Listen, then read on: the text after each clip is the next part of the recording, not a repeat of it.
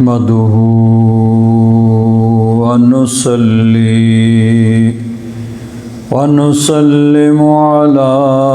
رسوله الكريم أما بعد فأعوذ بالله من الشيطان الرجيم بسم الله الرحمن الرحيم والسابقون الأولون من المهاجرين والأنصار والذين اتبعوهم بإحسان رضي الله عنهم ورضوا عنه وأعد لهم جنات تجري تحتها الأنهار خالدين فيها أبدا ذلك الفوز العظيم آمنت بالله صدق الله مولانا العظيم وبلغنا رسوله النبي الأمين الكريم ونحن على ذلك لمن الشاهدين والشاكرين والحمد لله رب العالمين سبحان الله إن الله وملائكته يصلون على النبي يا أيها الذين آمنوا صلوا عليه وسلموا تسليما اللهم صل على سيدنا ومولانا محمد وعلى آل سيدنا ومولانا محمد وبارك وسلم صلاة وسلاما عليك يا سيدي يا رسول الله وعلى آلك وأصحابك يا سيدي يا حبيب الله بلغ العلا بكماله كشف الدجى بجماله حسنت جميع خصاله صلوا عليه وآله يا صاحب الجمال ويا سيد البشر من وجهك المنير لقد نور القمر لا يمكن الثناء كما كان حقه بعد الخدا بزرگ توئی قصہ مختصر۔ حضرات محترم، نبی مکرم شفیع معظم صلی اللہ تعالیٰ علیہ وآلہ آلہ واصحابہ وبارک وسلم آپ کی سیرت مبارکہ کے حوالے سے میں نے ان حضرات کا تذکرہ کیا جو سب سے پہلے ایمان لائے اور ایمان لا کے پھر انہوں نے اپنی ساری زندگی دین اسلام کی تبلیغ، ترویج و اشاعت اور ترقی کے لیے صرف کر دی۔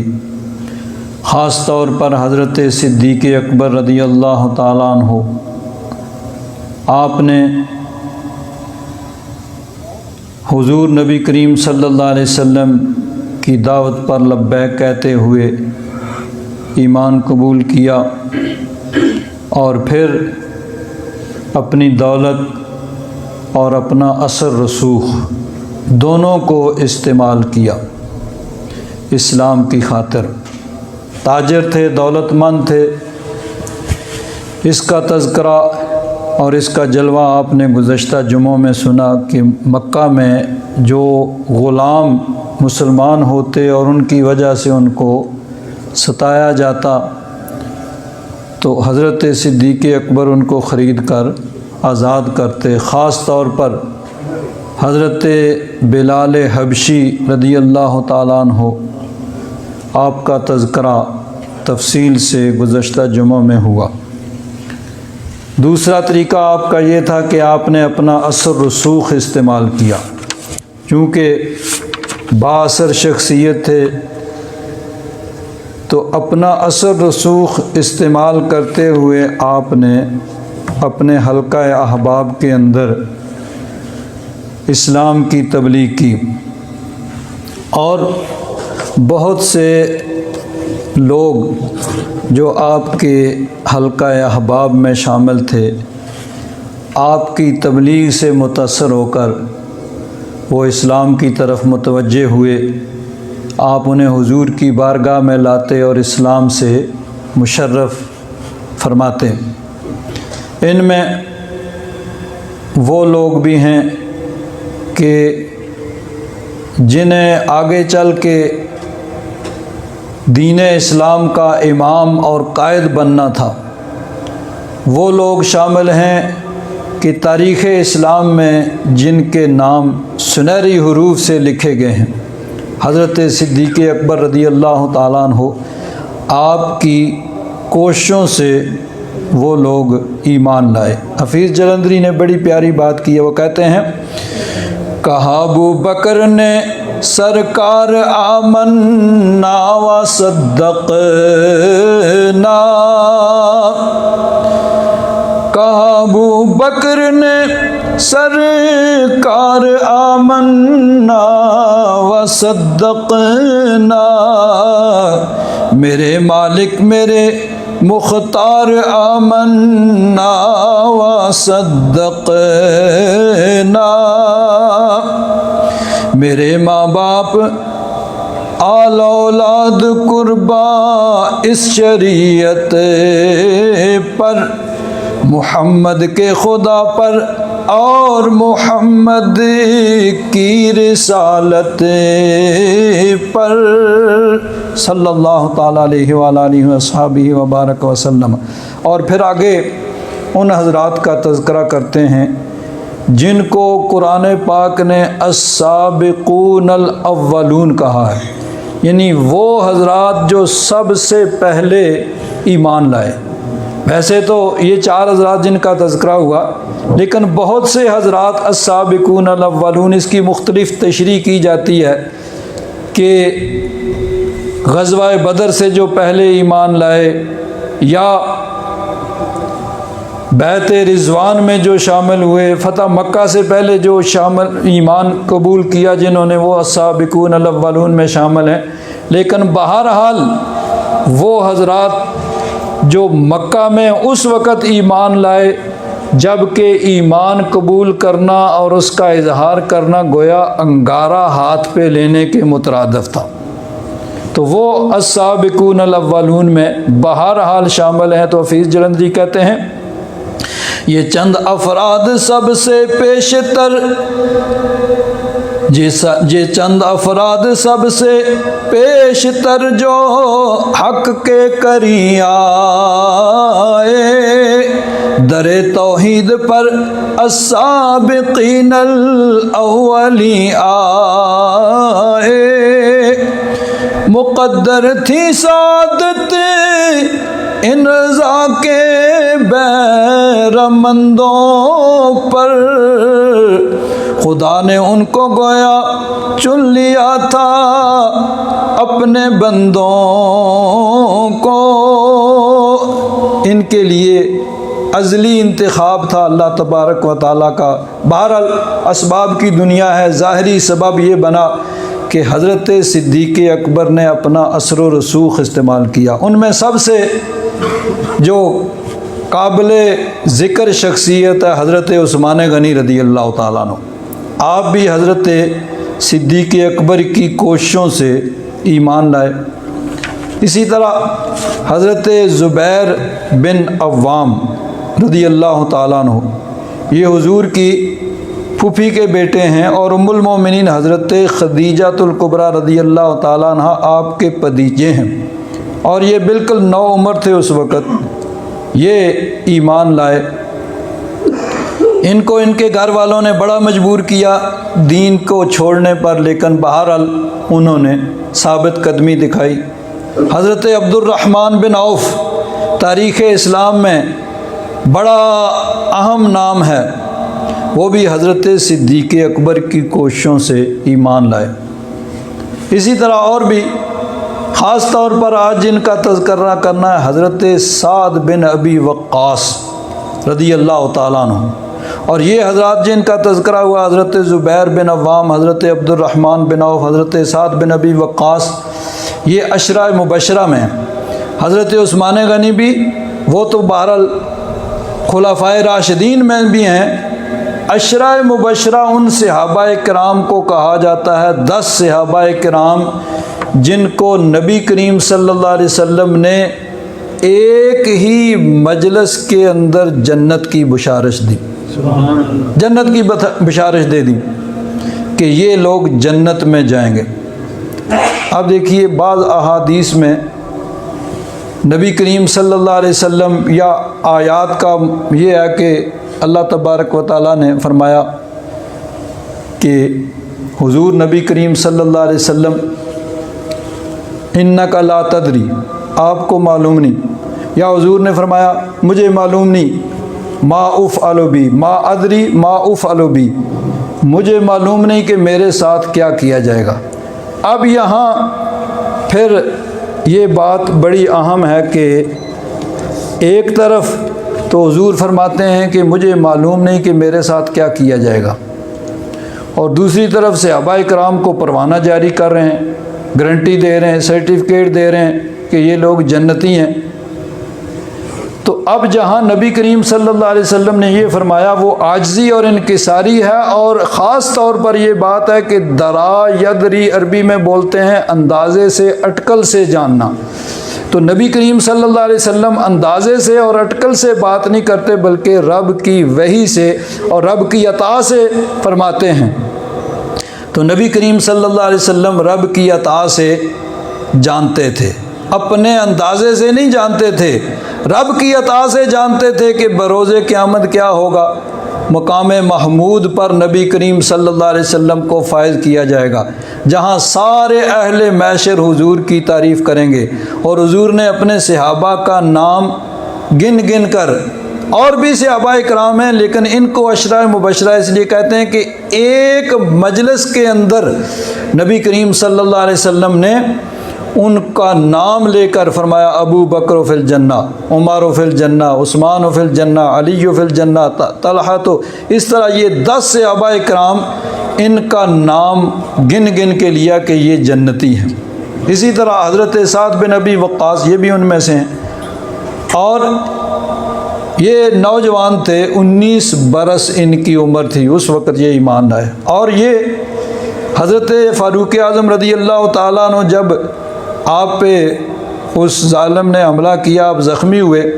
اور جب دیکھا کہ زندگی کی امید نہیں ہے تو حضرت فاروق اعظم نے 6 آدمیوں کی کمیٹی بنا دی، بھئی یہ 6 آدمی میرے بعد، یہ ان میں سے کوئی یا یہ جس کو چاہیں یہ خلیفہ نامزد کر دیں۔ تو ان 6 آدمیوں میں حضرت سعد بن ابی وقاص بھی تھے، اور بھی بہت سے ان کے یعنی ایسی چیزیں ہیں جو ان کی خصوصیات میں شامل ہوتی ہیں۔ 19 برس عمر ہے، اور روایات سے ایسے محسوس ہوتا ہے کہ غالباً ان کے والد جو تھے وہ فوت ہو گئے تھے، اور اکیلے ہی بس ماں کے بیٹے تھے۔ ویسے تو ماں باپ کے لیے ساری اولاد پیاری ہوتی ہے، اور اولاد کے لیے ماں باپ جو ہیں وہ معزز و محترم اور پیارے ہوتے ہیں، لیکن اگر ایک ہی ماں اور بیٹا صرف 2 ہی ہوں تو ماں کے لیے ساری کائنات وہی بیٹا ہوتی ہے، اور بیٹا بھی جب بچہ ہوتا ہے تو اس کے لیے سب کچھ ماں ہی ماں ہوتی ہے۔ یہ الگ بات ہے جب بڑے ہو جاتے ہیں، پر نکالتے ہیں، تو پھر وہ اور توجہ ہو جاتی ہے۔ تو اس عمر میں ماں کے لیے تو وہی کل کائنات ہوتی ہے، اور بیٹے کے لیے بھی سب کچھ ماں ہی ہوتی ہے، اسی کے گرد وہ ہر وقت اسی کے پاس۔ تو ایسے محسوس ہوتا ہے کہ ان کی یہی کیفیت تھی کہ ان کے والد غالباً فوت ہو گئے تھے، تو بس اکیلے ہی تھے، تو ماں بھی ہر وقت بیٹا ہی بیٹا، اور بیٹا بھی ہر وقت ماں ہی ماں۔ اب جب انہوں نے اسلام قبول کر لیا تو ماں کو پتہ چلا تو اس کو بڑا غصہ آیا، بھئی تو نے یہ نیا دین اختیار کر لیا، تو نے کیا کیا؟ حضرت سعد بن ابی وقاص رضی اللہ تعالیٰ عنہ نے فرمایا، بھئی اللہ تبارک و تعالیٰ نے حضور کو نبی بنا کے بھیجا ہے، اور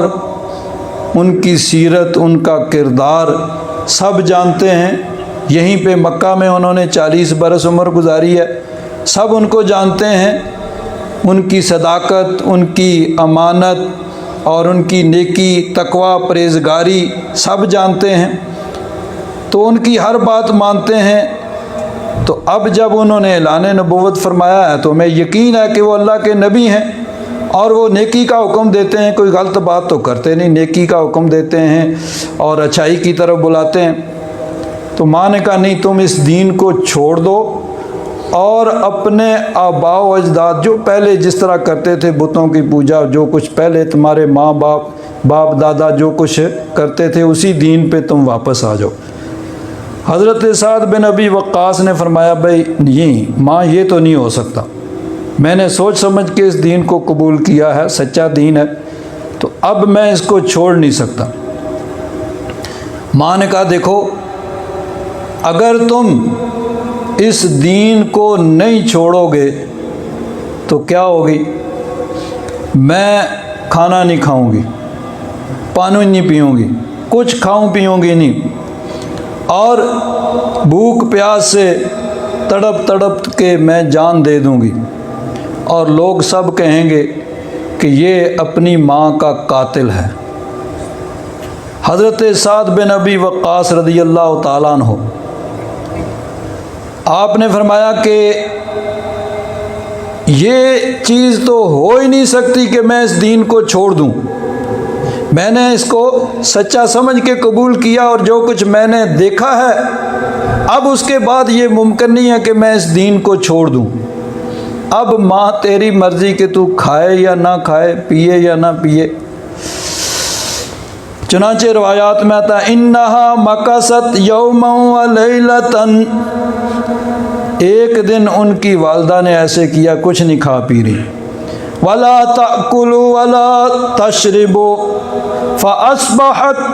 وقد خمدت ثم مکست یوما ولیلة لا تأکل ولا تشرب، ایک دن گزر گئی، کچھ نہیں کھایا پیا، بہت کمزور ہو گئی، جیسے کمر جو ہے ٹیڑھی ہو جاتی ہے۔ پھر ایک دن اور، فلما رأت، قال حضرت سعد بن ابی وقاص خود اس چیز کو بیان کرتے ہیں، قال سعد فلما رأيت ذلك قلت لها تعلمين والله يا أمة لو كان لك 100 نفس تخرج نفسا نفسا ما تركت دين محمد صلی اللہ تعالیٰ علیہ وسلم فَكُلِي إِن شِئْتِ أَوْ لَا تَأْكُلِي۔ حضرت سعد بن ابی وقاص نے جب دیکھا تو آپ نے پھر واضح 2 ٹوک کہہ دیا، ماں تو کہتی ہے کہ تیری جان نکل جائے گی، لوگ کہیں گے کہ ماں کا قاتل ہے، اگر تیری 1 جان نہیں، 2 نہیں، 10 نہیں، 100 جانیں ہوں، اور تخرج نفسا نفسا، ایک ایک کر کے ساری نکل جائیں، ما ترکت دین محمد صلی اللہ علیہ وسلم، میں پھر بھی وہ دین نہیں چھوڑنے والا جس کو میں نے قبول کیا۔ فَكُلِي إِن شِئْتِ أَوْ لَا تَأْكُلِي، تو چاہے تو کھا چاہے تو نہ کھا۔ ہاں ٹھیک ہے، تیرے ساتھ ہمدردی ہے، اور ہمدردی یہی ہے کہ میں چاہتا ہوں کہ تو بھی ایمان قبول کرے، تو بھی جنت کی حقدار ٹھہرے، لیکن اگر نہیں ایمان قبول کرتی اور اس طرح پھر تو جان دیتی ہے تو ایک جان کیا تیری 100 جانیں بھی نکل جائیں تو میں دین کو چھوڑنے والا نہیں ہوں۔ چنانچہ فلما رأت ذالک قالت، جب اس نے دیکھا ان کی ماں نے بھئی یہ تو پکا ہے، تو اس نے کہا ٹھیک ہے، پھر اس نے کھانا پینا شروع کر دیا۔ تو اب دیکھیے یہاں ایک بڑی اہم بات ہے، قرآن پاک میں احادیث مبارکہ میں ہر انسان کو اللہ تبارک و تعالیٰ اور اس کے محبوب نے ماں باپ کے ساتھ اچھا سلوک، اچھا برتاؤ کرنے کا حکم دیا ہے۔ قرآن پاک میں بہت سی جگہ پہ اللہ تبارک و تعالیٰ نے اس کو بیان کیا، اور اس کا اندازہ اس بات سے لگایا جا سکتا ہے کہ اللہ تبارک و تعالیٰ نے اپنی عبادت کے معاً بعد، ڈائریکٹ اپنی عبادت کے فوراً بعد ماں باپ کے ساتھ اس نے سلوک کا حکم دیا۔ پہلے اس بارے میں فرمایا وَإِذْ أَخَذْنَا مِيثَاقَ بَنِي إِسْرَائِيلَ وَإِذْ أَخَذَ اللَّهُ مِيثَاقَ بَنِي إِسْرَائِيلَ لَا تَعْبُدُونَ إِلَّا اللَّهَ وَبِالْوَالِدَيْنِ إِحْسَانًا۔ بنی اسرائیل کو بھی اللہ تبارک و تعالیٰ نے یہی حکم دیا ہے کہ اللہ تبارک و تعالیٰ کی عبادت کرنی ہے، وہ وحدہ لا شریک ہے، اس کا کوئی شریک نہیں، اس کے علاوہ اور کوئی عبادت کے لائق نہیں ہے، عبادت کے لائق اسی کی ذات ہے۔ اور پھر فرمایا وَبِالْوَالِدَيْنِ إِحْسَانًا، اور اللہ تبارک و تعالیٰ نے ہر انسان کو یہ حکم دیا ہے کہ والدین کے ساتھ حسن سلوک کرے، اچھا برتاؤ کرے۔ اسی طرح 5ویں سپارے میں اللہ تبارک و تعالیٰ نے ارشاد فرمایا وَاعْبُدُوا اللَّهَ وَلَا تُشْرِكُوا بِهِ شَيْئًا وَبِالْوَالِدَيْنِ إِحْسَانًا۔ سبحان اللہ، اللہ تبارک و تعالیٰ کی عبادت کرو اور کسی کو اس کے ساتھ شریک نہ ٹھہراؤ، اور والدین کے ساتھ احسان کرو۔ تو اس بات کا اندازہ اس چیز سے لگایا جا سکتا ہے کہ اللہ تبارک و تعالیٰ نے اپنی عبادت کے فوراً بعد اللہ تبارک و تعالیٰ نے اس چیز کا حکم دیا کہ تم والدین کے ساتھ حسن سلوک سے پیش آؤ۔ اسی طرح دیکھیے قرآن پاک میں اور مقامات پہ 15ویں سپارے میں اللہ تبارک و تعالیٰ نے ارشاد فرمایا وَقَضَىٰ رَبُّكَ أَلَّا تَعْبُدُوا إِلَّا إِيَّاهُ وَبِالْوَالِدَيْنِ إِحْسَانًا۔ تمہارے رب کا یہ حکم ہے، تمہارے رب کا یہ فیصلہ ہے اللہ تعبدوا الا ایاہ، کہ صرف اسی کی عبادت کرو اور کوئی عبادت کے لائق نہیں ہے۔ وَبِالْوَالِدَيْنِ إِحْسَانًا، اور تمہارے رب نے یہ بھی حکم دیا ہے کہ والدین کے ساتھ احسان کرو، نیکی کرو، بھلائی کرو، اچھا برتاؤ کرو۔ إِمَّا يَبْلُغَنَّ عِندَكَ الْكِبَرَ أَحَدُهُمَا أَوْ كِلَاهُمَا فَلَا تَقُل لَّهُمَا أُفٍّ وَلَا تَنْهَرْهُمَا وَقُل لَّهُمَا قَوْلًا كَرِيمًا۔ ارشاد فرمایا کہ اگر تمہارے ماں باپ دونوں یا ان میں سے ایک بڑھاپے میں تمہارے پاس ہوں، فلا تقل لہما اف، تو انہیں اف یعنی کوئی ناگواری کا کلمہ بھی نہ کہو، کیونکہ ظاہر بات ہے کہ انسان بوڑھا ہوتا ہے تو بڑھاپے میں پھر انسان کی ذہنی کیفیت اور اسی طرح جسمانی کیفیت وہ نہیں ہوتی ہے، بہت سی ایسی چیزیں ہوتی ہیں جو انسان کو برداشت کرنی پڑتی ہیں، جو یعنی جن سے بظاہر یا عام طور پر جن باتوں سے انسان کو ناگواری ہوتی ہے، لیکن اللہ تبارک و تعالیٰ نے فرمایا فلا تقل لہما اف، اف تک نہ کہو، یعنی کوئی ناپسندیدگی اور ناگواری کا کلمہ یا ناپسندیدگی کا اظہار بھی نہ کرو۔ وَلَا تَنْهَرْهُمَا وَقُلْ لَهُمَا قَوْلًا كَرِيمًا، نہ تو ان کو جھڑکو، نہ ناگواری کا کوئی کلمہ کہو، بلکہ ان کے ساتھ بڑی نرمی کے ساتھ بات کرو۔ وَاخْفِضْ لَهُمَا جَنَاحَ الذُّلِّ مِنَ الرَّحْمَةِ وَقُلْ رَبِّ ارْحَمْهُمَا كَمَا رَبَّيَانِي صَغِيرًا۔ سبحان اللہ۔ اللہ تبارک و تعالیٰ نے ارشاد فرمایا کہ ان کے لیے رحمت کے بازو جھکا دو، یعنی ان کے ساتھ بہرحال تم نیکی کے ساتھ، بلائی کے ساتھ، نرمی کے ساتھ پیش آؤ، اور اللہ تبارک و تعالیٰ کی بارگاہ میں ان کی مغفرت اور بخشش کی دعا مانگو۔ اس طرح دعا کرو کہ یا رب ذوالجلال، جس طرح انہوں نے مجھے بچپن میں پالا ہے، تو اسی طرح ان پر رحم فرما اور ان کی مغفرت اور بخشش فرما۔ کیونکہ بچپن میں دیکھیے انسان جب پیدا ہوتا ہے بچہ، تو وہ سوائے رونے کے اور اس سے کچھ نہیں ہوتا، نہ کھا سکتا ہے نہ پی سکتا ہے، ماں باپ اس کے کھلاتے ہیں پلاتے ہیں۔ جب تھوڑا سا بڑا ہو جاتا ہے، کھانے پینے کے قابل بھی ہوتا ہے، تو پھر بھی اس کا سارا انتظام کھانے پینے کا ماں باپ نے کرنا ہوتا ہے، سب اس کے سارے انتظام کرتے ہیں۔ پھر ایک موقع یہ آ جاتا ہے کہ وہ جو بچہ تھا وہ جوان ہو جاتا ہے، اب ماں باپ بوڑھے ہو جاتے ہیں، اب ماں باپ کی خدمت اسی طرح اللہ تبارک و تعالیٰ نے حکم دیا۔ اب دیکھیے بچے کی جو کچھ ماں باپ کرتے ہیں وہ انسان کی فطرت میں ہے، اس کے لیے کسی ترغیب کی ضرورت نہیں ہے، کسی تلقین کی ضرورت نہیں ہے، تقریر کی ضرورت نہیں ہے، وہ انسان کی فطرت میں اللہ تعالیٰ نے رکھا ہے۔ اب جب ماں باپ بوڑھے ہو جاتے ہیں، پھر ان کی خدمت اولاد پہ وہ فطرت نہیں ہے، بلکہ اس کو اللہ تبارک و تعالیٰ نے حکم دیا ہے اور سعادت مندی کا ذریعہ قرار دیا ہے۔ بھئی اب تمہاری سعادت اسی میں ہے، تمہاری بخشش اسی میں ہے کہ تم ان کی خدمت کرو۔ وہ ایک واقعہ بیان کیا جاتا ہے کہ ایک بوڑھا باپ تھا، اس کا بیٹا جوان تھا، تو بوڑھا باپ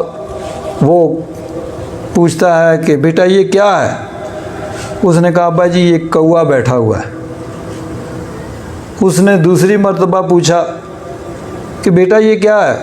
اس نے کہا ابا جی ایک باری کہہ جے دیتا کہاں بیٹھا ہے، اور تسی کنی باری پوچھو گے؟ اس نے کہا بیٹا میں نے یہ اس لیے کہا ہے کہ جب تو بچہ تھا تو تو نے ایک دفعہ پوچھا تھا ابا جان یہ کیا ہے، میں نے کہا کوا ہے، تو نے دوسری دفعہ 10 دفعہ 20 دفعہ پوچھا تو میں نے یہی کہا تھا بیٹا یہ کوا ہے۔ تو میں نے ایک دفعہ پوچھا تو غصے میں آ گیا۔ لیکن بہرحال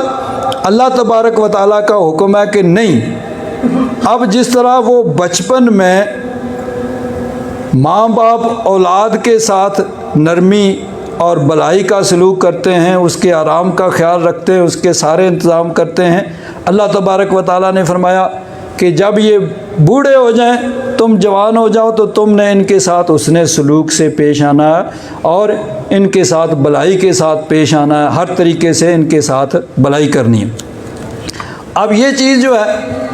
احادیث مبارکہ میں بھی اس چیز کو نبی کریم صلی اللہ علیہ وسلم نے بیان کیا۔ امام ابن کثیر رحمۃ اللہ تعالیٰ تفسیر ابن کثیر میں بہت سی احادیث اس کے ضمن میں لکھتے ہیں۔ ایک حدیث پاک میں نبی کریم صلی اللہ علیہ وسلم نے ارشاد فرمایا، حضرت ابو ہریرہ راوی ہیں، فرمایا راغما انفن ثم راغما انفن ثم راغما انفن، یعنی ناک اس کی خاک آلود، مطلب ہے کہ وہ ذلیل و خوار ہو، رسوا ہو وہ آدمی۔ کون؟ رجل ادرک احد ابویہ او کلاہما عند الکبر ولم یدخل الجنہ،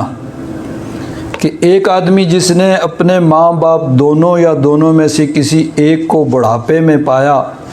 اور پھر ان کی خدمت کر کے وہ جنت کا حقدار نہیں ٹھہرا، تو وہ آدمی رسوا ہو گیا، ذلیل ہو گیا کہ اس کے پاس یعنی سنہری موقع تھا جنت میں جانے کا ماں باپ کی خدمت کر کے، لیکن اس نے وہ گنوا دیا۔ اسی طرح ایک صحابی حضرت ربیعہ ساعدی فرماتے ہیں، بینا انا جالس عند رسول اللہ صلی اللہ علیہ وسلم فرماتے ہیں میں حضور کی بارگاہ میں حاضر تھا، ایک آدمی آیا انصار میں سے، اس نے عرض کیا یا رسول اللہ حل بقی علی من بر ابوی شیء بعد موتہما ابرہما بہ۔ انہوں نے عرض کیا کہ حضور میرے ماں باپ فوت ہو گئے ہیں، تو کیا ان کے فوت ہونے کے بعد بھی کوئی ایسا طریقہ ہے کہ میں ان کے ساتھ بھلائی اور نیکی کر سکوں؟ قال نعم، فرمایا ہاں، خصال اربع، 4 باتیں ہیں جن طریقے سے تم ان کے یعنی دنیا سے چلے جانے کے بعد بھی ان کے ساتھ تم نیکی اور بھلائی کر سکتے ہو۔ الصلاۃ علیہما، پہلی بات یہ کہ ان کے لیے تم دعا کرو، ان کی مغفرت کے لیے، بخشش کے لیے، بلندی درجات کے لیے تم ان کے لیے دعا کرو۔ والاستغفار، یعنی دعا اور استغفار ان کے لیے۔ وانفاذ عہدہما، اگر انہوں نے کوئی وعدہ کیا ہے کسی سے تو اس کو تم پورا کرو۔ یہ دوسرا طریقہ ہے جس کے ذریعے تم ان کے ساتھ نیکی اور بھلائی کر۔ واکرام صدیقہما، ان کے ملنے والے دوست جن کے ساتھ ان کی دوستی تھی ان کا احترام، یعنی جس طرح انسان اپنے چچا ماموں بڑے رشتہ داروں کی عزت کرتا ہے، اسی طرح ماں باپ کے جو تعلق والے ہیں جن کے ساتھ ان کی دوستی اٹھنا بیٹھنا تھا ان کا اکرام، ان کی عزت۔ یہ وصلۃ الرحم التی لا رحم لک الا من قبلہما، اور فرمایا صلہ رحمی، رشتہ داروں سے اچھا سلوک، لیکن وہ رشتہ داری صرف ماں باپ کی وجہ سے ہو، یعنی باقی رشتہ دار خاص طور پر جو کہتے ہیں کہ بیوی کے رشتہ دار ان سے تو سبھی اچھا سلوک کرتے ہیں، وہ تو مجبوری ہوتی ہے نا، اس کے بغیر تو چارہ کوئی نہیں ہے نا۔ ایسے رشتہ دار جن کے ساتھ صرف ماں باپ کی وجہ سے رشتہ داری ہے، یعنی ماں باپ کے وہ رشتہ دار، ان کے ساتھ اچھا سلوک کرو، یہ بھی ایک طریقہ۔ فَهُوَ الَّذِي بَقِيَ عَلَيْكَ مِن بِرِّهِمَا بَعْدَ مَوْتِهِمَا، یہ ہے کہ ان کی موت کے بعد بھی تم ان کے ساتھ حسن سلوک کر سکتے ہو۔ ایک حدیث پاک میں ہے، حضرت بریدہ وہ روایت راوی ہیں، ان رجلا کان یطوف، کان فی الطواف حاملا امہ یطوف بہا، ایک آدمی طواف کر رہا ہے اور کندھے پہ اس نے اپنی ماں کو اٹھایا ہوا ہے، ماں کو کندھے پہ اٹھا کے وہ طواف کر رہا ہے۔ قال النبی صلی اللہ علیہ وسلم، فسأل النبی صلی اللہ علیہ وسلم هل ادیت حقها، طواف کرا رہا ہے کندھے پہ اٹھا کے، یعنی چل نہیں سکتی ہے اور وہ کندھے پہ اٹھا کے اپنی ماں کو طواف کر رہا ہے، اور حضور بھی طواف کر رہے ہیں۔ تو طواف کرتے ہوئے اس نے حضور سے پوچھا، حضور کیا میں نے اپنی ماں کا حق ادا کر دیا ہے؟ قال لا ولا بظفرۃ واحدۃ او کما قال علیہ الصلاۃ والسلام۔ اب اس کی تشریح جو علماء نے آگے کی ہے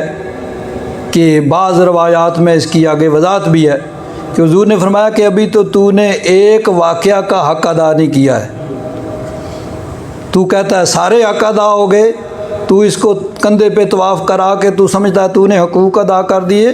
ولا بظفرۃ واحدۃ، ایک واقعہ کا بھی تو نے حق ادا نہیں کیا۔ اور علماء نے اس کو بیان کیا کہ بعض روایات میں اس طرح وضاحت ہے کہ تو بچہ تھا، سردی کی رات تھی، ایک دن کیا ہوا، تو نے بستر پہ پیشاب کر دیا،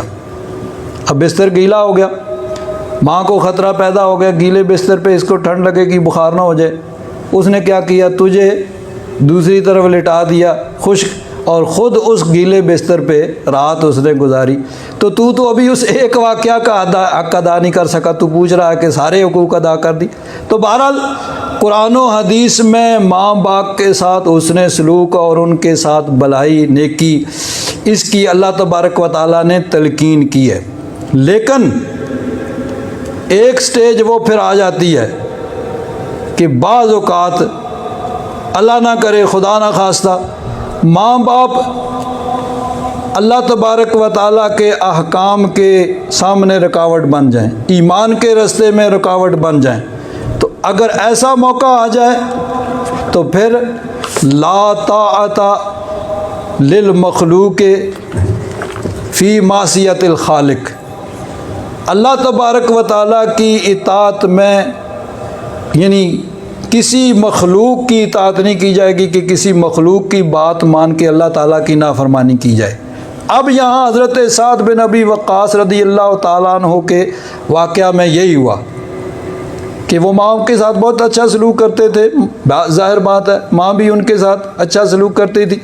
لیکن اب وہ ان کے ایمان کے رستے میں رکاوٹ بن گئی کہ اگر تو ایمان نہیں چھوڑے گا،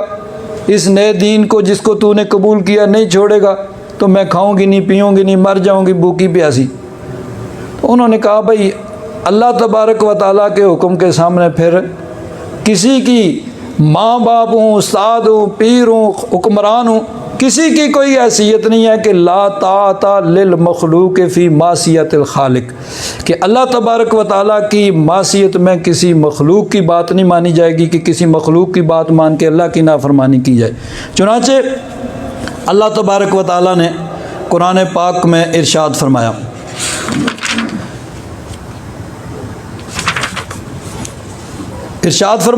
وَوَصَّيْنَا الْإِنسَانَ بِوَالِدَيْهِ، ہم نے انسان کو حکم دیا کہ اپنے والدین کے ساتھ اچھا سلوک کرے۔ حَمَلَتْهُ أُمُّهُ وَهْنًا عَلَى وَهْنٍ، اس کی ماں نے اس کی خاطر بہت تکلیفیں اٹھائی ہیں۔ وَفِصَالُهُ فِي عَامَيْنِ، 2 سال تک تو جو شرعی مدت ہے دودھ پلانے کی، اس نے دودھ اس کو پلایا۔ انشکر لی ولوالدیک،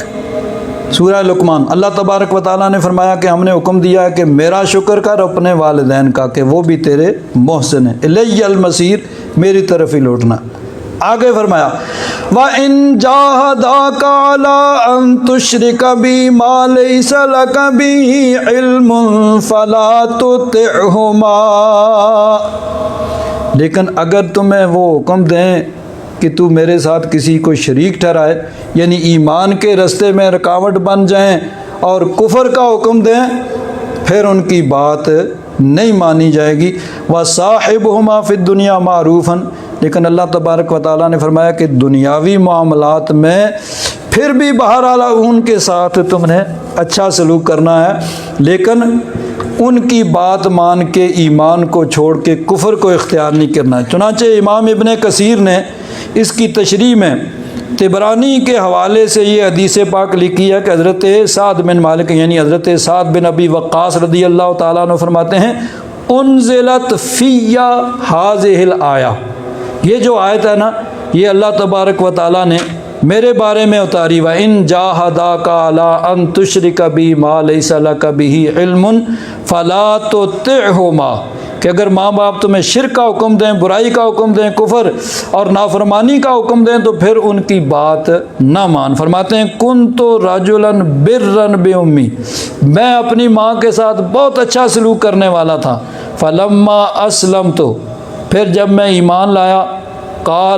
قالت یا سعد، آگے وہی واقعہ جو میں نے بھی بیان کیا کہ ماں نے کہا کہ تو اس دین کو چھوڑ دے اور اپنے باپ دادا کے دین پہ آ جائے، ورنہ میں کھاؤں گی نہیں، پیوں گی نہیں اور مر جاؤں گی۔ فَيُقَالُ يَا قَاتِلُ أُمَّهُ، پھر تجھے ماں کا قاتل کہا جائے گا۔ فرماتے ہیں میں نے کہا لا تفعلی یا اماں، ماں ایسے نہ کرنا، میں یہ دین چھوڑنے والا نہیں ہوں۔ پھر بھی اس نے یعنی ماں نے نہیں کھایا اور اس کی وجہ سے کمزوری ہو گئی اور قریب المرگ ہو گئی، تو پھر انہوں نے وہ اپنا آخری فیصلہ سنا دیا کہ لو کانت لکا مئت نفس فخرجت نفسا ما ترکت دینی ھذا لشیء فإن شئت فکلی وإن شئت لا تاکلی۔ فرمایا کہ ایک جان کے اگر تیری 100 جانیں بھی ہوں، ایک ایک کر کے نکل جائے